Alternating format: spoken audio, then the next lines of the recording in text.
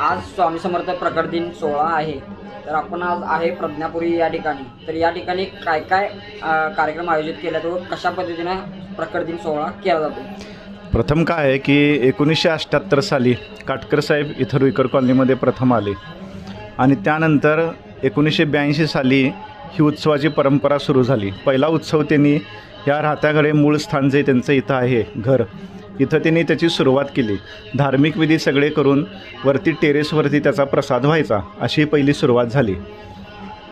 त्यानंतर आणि काही वर्षानंतर इथे पालखीची परिक्रमेची महाराजांनी साहेबांनी तसं योजनाचं केलं आणि 1998 साली त्यांनी इथंच समोर काटकर साहेब निवासस्थानाच्या समोरच स्वामी समर्थांच्या मंदिराची प्रतिष्ठापना केली.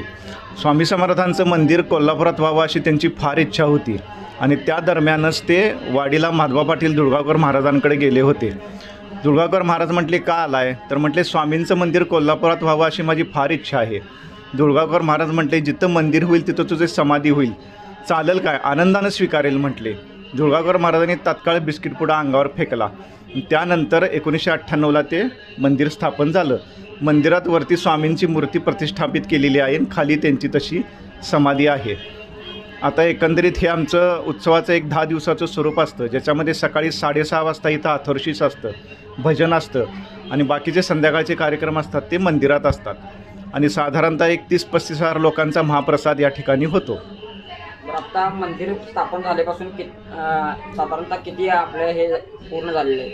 आता हा 44वा उत्सव आहे.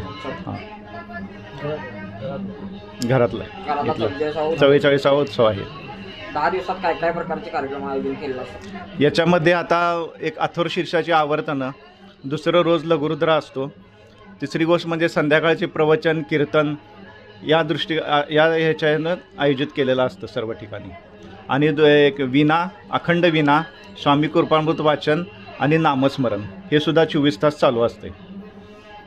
या स्वामी समर्थ प्रकट दिन 16 आपण भक्तांना काय आव्हान करावं? साहेबांची शिकवण काय होती की भगवंताला दुसरं काही लागत नाही, फक्त भगवंत हा भावाचा बुकेला असतो. त्यामुळे लोकांनी निस्वार्थपणे महाराजांची भक्ती करावी आणि साहेबांचा जोर हा नामस्मरणावर होता. कलियुगात नाम हे सर्वश्रेष्ठ साधन आहे आणि सगळ्या संतांनी या साधनाचाच पुरस्कार केला आहे. ही मूर्ती जी आहे ही साहेबांचं हे जे मूळ निवासस्थान आहे, जिथं ज्यांचं वास्तव्य 36 वर्ष होतं आणि याच खोलीमध्ये त्यांनी आपला देह ठेवलेला आहे. आनंद भवन या वास्तूचं नाव आहे आणि ह्या मूर्ती त्यांनी साधारणतः 90च्या दरम्यान करून घेतली होती. त्यानंतर ती अक्कलकोटला जाऊन समाधीवरती त्यावर लघुरुद्र करून ती परत साहेबांनी घरात आणून इथं स्थापन केली आणि हीच मूर्ती पालखीमध्ये असते.